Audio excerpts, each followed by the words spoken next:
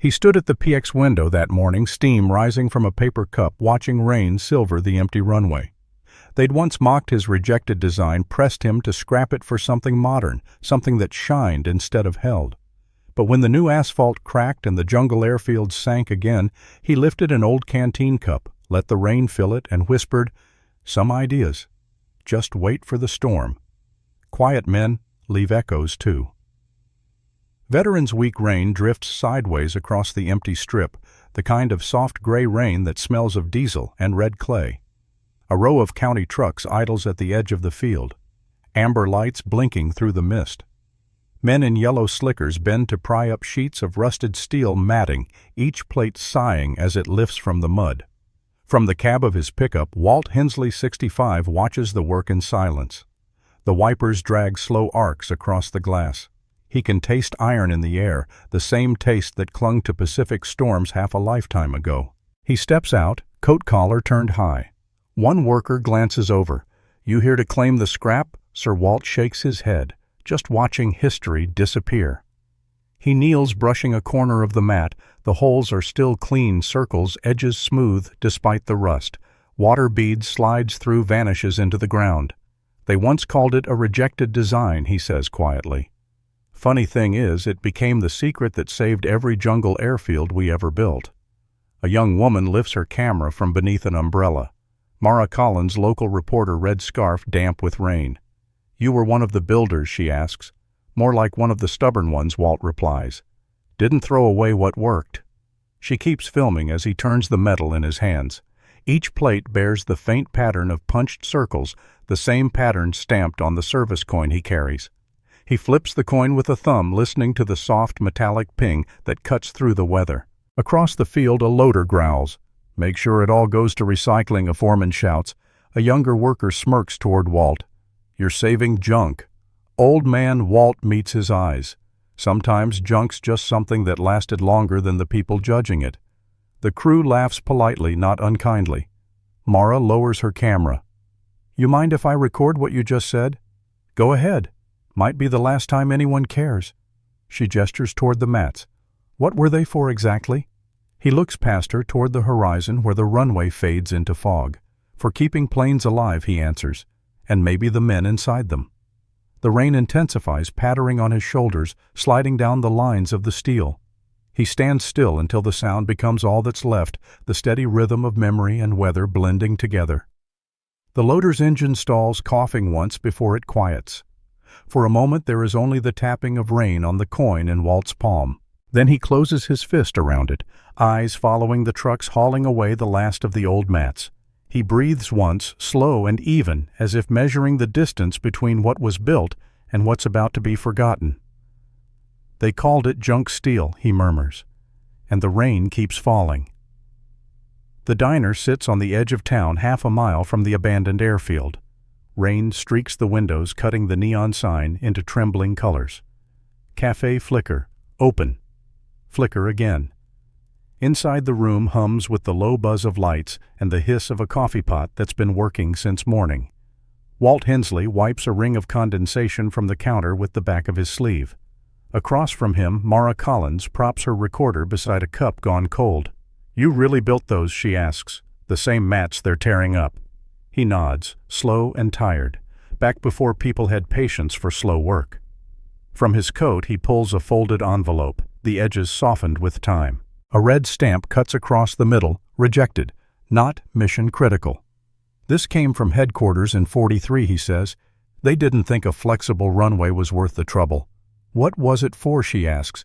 "Jungle airfields, places where planes sank like stones." Mara leans forward. "You mean the Pacific?" He nods. "Hot enough to cook a man inside his uniform. Mud that could swallow a jeep whole. We tried everything, gravel, coral, planks. Nothing held. So we built these mats to float instead of fight the ground. Thought we'd solved it."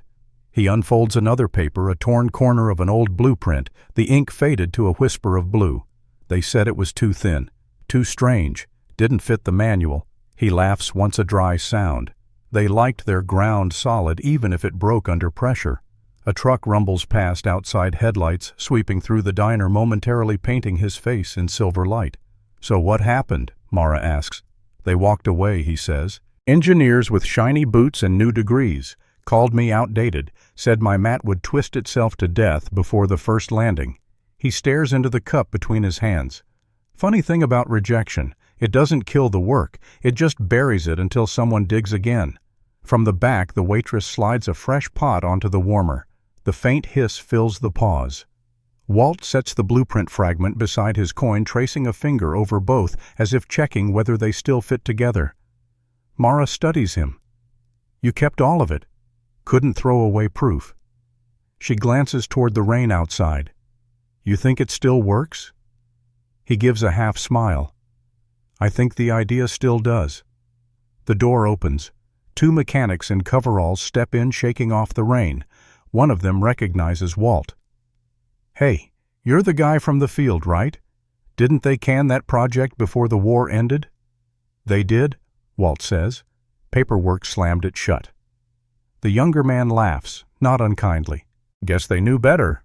Walt nods toward the window where the storm beats harder against the glass. Yeah, paper always wins till it gets wet. The man shrugs and finds a booth. Mara hides a smile behind her cup. That was sharp, she says. Old habit, Walt replies. Sometimes words are the only tools left. He folds the letter and the blueprint, carefully tucking them back into the envelope. His thumb lingers on the embossed coin in his palm, tracing the pattern of holes like raindrops frozen in steel. Outside, thunder rolls deep and steady. For a moment, neither of them speaks. The diner feels like a time capsule, heat neon and rain whispering against glass. Walt finally breaks the silence. They said the mat couldn't bend without breaking. He looks up. But maybe bending's the only reason it survived. Mara nods, recording still running, pen tapping once against her notebook. He slides a few bills under his cup stands and pulls on his coat. You heading back to the airfield? She asks. Soon. The storm's not done yet. At the door he pauses, listening to the wind clawing at the sign outside. He glances back once, eyes tired but steady. Some ideas, he says softly, just wait for the next storm. And he steps into the rain. The town hall smells of varnish and damp coats. Folding chairs line the walls beneath portraits of mayors no one remembers. Outside, the sky has turned the color of tin. The storm that left the field slick this morning is circling back. At the front table, a county official adjusts his microphone. The redevelopment proposal, he says, includes removal of the remaining steel mats. They'll be replaced with poured concrete. More efficient, more modern. The room murmurs approval. A few hands clap. From the back row, Walt Hensley rises. His shoulders are square but tired, his service cap tucked under one arm. Mara Collins stands near the doorway, camera steady. Sir, the official says politely, you worked maintenance on the old field, correct? I helped build it. Walt answers. That draws a few raised eyebrows. The chairman leans forward. Mr. Hensley, those mats are nearly 80 years old. They've outlived their purpose. Walt nods once. Maybe. But they haven't outlived their strength. A voice calls from the audience, a young mechanic, the same one who joked in the diner. The old mats still work better than our new ones, he says, surprising everyone, including Walt. We tested them last season when the asphalt cracked. They drain faster, less washout. The chairman taps his pen. That may be so, but we can't design policy around nostalgia. Walt steps closer to the front. Progress don't always mean improvement. The words settle over the crowd like rain on tin. He pulls from his pocket the folded blueprint fragment and lays it on the table. This was the pattern we used, light, flexible, fast, to fix. We built for the jungle, not for the newsreel. Mara captures the moment, the older man's hand beside the letter stamped rejected. The planning engineer, young enough to be Walt's grandson, looks at the drawing with mild interest. It's clever, he says, but the specs are out of date. No data to back it. Walt's jaw tightens. Data's in the mud. It held through monsoon season when nothing else would. I was there. The chairman glances toward the clock. Mr. Hensley, we respect your service, but service don't end because you stop taking orders. Walt cuts in. A few heads turn. The air feels charged. The chairman sighs. We'll take the motion under advisement. Meeting adjourned. Chairs scrape. People gather their papers. The sound of voices fills the hall like loose gravel. Mara moves beside him. "You made your case." He shakes his head. "I made a noise. That's not the same thing." She hesitates, then says, "You could prove it. Let them see the mats hold." He looks at her for a long moment, studying the rain, now starting against the windows. Outside drops streak the glass like tiny trails of silver. The young mechanic steps forward. "You still got that section by the hangar?" Walt nods. "Then, let's test it," the boy says, "before they pour the concrete." Mara raises her camera. "You're serious?" Walt slips the coin from his pocket, rolling it between his fingers. "Always been serious. Just slow to act." The official who chaired the meeting is packing his briefcase when Walt calls to him. "One more thing," he says. "If it holds tonight, you'll see why they lasted in the jungle." The man chuckles politely. "It's your back, not ours." "Wasn't worried about that," Walt says. "Was worried about memory." He pockets the coin, adjusts his hat, and heads for the door. The first growl of thunder rolls through the walls, steady and low. Rain begins again, tapping against the windows of the hall, a soft percussion that seems to answer the doubt in the room. As the last light flickers above the dais, Walt pauses in the doorway and glances once toward the blueprint on the table edges, curling under the damp. Outside, the street glistens under the returning storm. He smiles faintly. "If it holds tonight," he whispers, "they'll remember why." And he steps out into the rain. The storm returns at midnight. Wind bends the grass flat and drives sheets of water across the open field. Headlights cut through the rain, casting moving bars of light on the skeletal hangar. Walt's pickup idles by the edge of the old runway. The young mechanic wrestles with a rusted bolt while Mara shields the camera under her jacket. "2 mats," Walt shouts over the thunder. "That's all we need." Together, they pry the steel panels loose, clear the muck beneath, and reset them in place. Lightning flares, white, brief, sharp, illuminating the rain pooling in perfect circles through the mat's holes. "A rejected design," Walt says, voice steady through the wind that became the secret that saved them all. He drops to one knee, palm pressed flat against the cold metal. The holes act like tiny drains, drawing the flood down and away. Across the field, the newly poured asphalt shudders. Water gathers, slides, and bursts a seam. The modern slab sinks into the mud with a muffled crack. The mat holds. The young mechanic stares, soaked and wide-eyed. It's working. Walt just nods. It always did. Mara's camera hums softly. Her breath catches with the sound of rain against steel. Thunder rolls again, but it feels quieter now, like applause heard from far away. He looks toward the dark sky where every drop seems to fall slower, more deliberate. "The regulations that once slammed me," he murmurs, "now just sound like rain." The words drift between them, half confession, half benediction. For a long moment no one moves. Only the rain speaks, flowing through the pattern he designed when he was young, and no one believed him. Then the storm begins to fade. The clouds pull back to a pale gray dawn. Sunlight catches on the mat's first dry steel gleaming, while mud swallows the rest of the field. Walt reaches into his pocket, pulls out the service coin, and lays it on the mat beside the joined blueprint fragment. The metal glints once, catching the light like memory itself, refusing to rust. Mara lowers the camera, whispering, "That's your proof." He shakes his head gently. "Proof's never for me." He stands, straightens his coat, and takes one last look at the field. The air smells of ozone and clean earth, like the first morning after war. He never asked for thanks, only proof. Morning arrives, gentle, washed clean by the night's storm. The town wakes to the scent of wet asphalt and coffee. By 9, every phone screen carries the same headline, "Rejected Design Saves Airfield." The clip from Mara's camera, rain, thunder, and an old man's steady voice loops across the local feed. At the field, folding chairs form neat rows along the dry section of runway. There's no podium, no brass band, just coffee urns steaming under a canvas tent, and the quiet murmur of neighbors who suddenly look at the ground beneath their feet as if it were sacred. Walt Hensley stands a few paces back, cap tucked under one arm, watching the crowd find its own rhythm.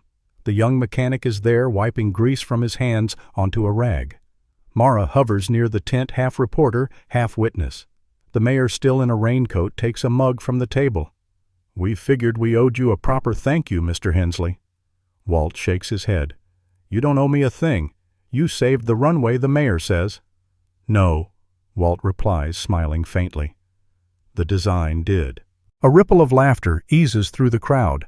Someone claps once, then a few more join until the sound becomes something warm and awkward but true. The mayor gestures toward a simple wooden board set into the grass. A brass plaque gleams beneath the drizzle, in honor of the crew who built what others rejected. Jungle Airfield, matte design, 1943, still holding. Rain gathers at the edges of the letters but slides away through tiny holes drilled into the base Walt's own pattern.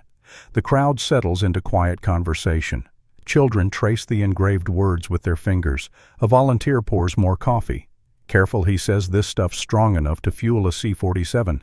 Laughter again, lighter this time. Mara steps beside Walt, camera lowered. "They're saying you taught the town a lesson about persistence." He shrugs. "If they learned it, I just hope they keep it. Lessons fade faster than metal." For a while they stand without speaking. Beyond the tent, the airfield stretches toward the tree line, half mud, half shining steel. From the small chapel nearby, a hymn drifts out, the kind of slow harmony people know by heart, even if they can't name it. The notes float over the drizzle, threading through the sound of conversation and the clink of mugs. Walt looks toward the mats where the coin still rests from the night before. Mara notices and quietly picks it up, wiping it dry with a handkerchief. "Yours," she says, offering it back. He closes her hand around it instead. "No, keep it. You were there when the story turned." She hesitates, then nods, slipping it into her pocket. The mechanic joins them, holding a thermos. "Hard to believe that thing outlasted everything we poured after it." Walt smiles. "Steele remembers. We just forget to listen." The hymn swells once more, voices joined by the soft rhythm of rain on the tent. People linger, reluctant to leave. Some take photos of the plaque. Others just stand looking at the runway as if waiting for a plane that might never come, but somehow still matters. Walt watches them, eyes steady but gentler now. "They think they're here for a ceremony," he murmurs. "They're really here for memory." Mara looks at him. "You think they'll remember this time?" He studies the field one last time before turning away. Maybe, he says. Maybe the secret was never lost, just ignored. The wind shifts, carrying the hymn farther down the runway. The rain begins again, soft as applause. The museum is quiet, except for the faint hum of the lights and the echo of shoes on polished concrete. Glass cases line the hallway, each holding pieces of history too heavy to discard and too meaningful to forget. Mara Collins moves slowly between them, her notebook tucked under one arm. She stops beside a plain wooden crate pushed against the wall, stenciled in faded black letters, "Supplies, 1943. A volunteer opens it carefully. Inside, wrapped in oil-stained paper, lies the folded blueprint and a small service coin, dulled by age. Mara exhales a sound halfway between surprise and prayer. He kept them all this time. The curator nods. "Found them in the donation lot last week. No paperwork, just a note that said, 'For record, not for glory.'" They set the items in a display box lined with linen. A new label card slides into place beneath the glass rejected design, 1943. "Saved Jungle Airfields across the Pacific." Mara reads the words twice, tracing the reflection of the blueprint's faint grid lines. Through the skylight above, morning sunlight wavers across the floor, turning the steel tracing into something almost alive. For a moment she can hear it again, the rain, the hum of the field, the steady voice saying, "It always did." A plane passes overhead, its shadow gliding across the glass like a memory returning home. She leans closer to the case, voice barely a whisper. "He never told anyone." The curator smiles softly. Maybe he thought the work spoke for itself. Mara glances toward the far wall where photographs of the old airfield hang beside rusted sections of matting. In one frame, Walt Hensley stands in profile, hat brim low, the coin flashing at his fingertips. The hush in the gallery feels reverent, almost sacred. Children drift past, tugged along by parents who stop to read the inscription aloud. "Saved Jungle Airfields across the Pacific." The words seem to quiet the room. Outside, light shifts again, spilling through the skylight in ripples that dance across the glass case. Each flicker lands on the coin, glinting in small flashes like Morse code tapped from another time. Mara opens her notebook and writes a single line beneath the date. She doesn't need to record more. The story is already sealed in steel and rainwater and memory. She stands for a long moment listening. Somewhere beyond the museum walls, an aircraft engine climbs into the sky, its drone blending with the building's hum until the two sounds are indistinguishable. The sunlight ripples once more across the coin's pattern, bright and fleeting. She smiles, whispering the words she first heard on the runway that night, words that now belong to history itself. Steel remembers what people forget.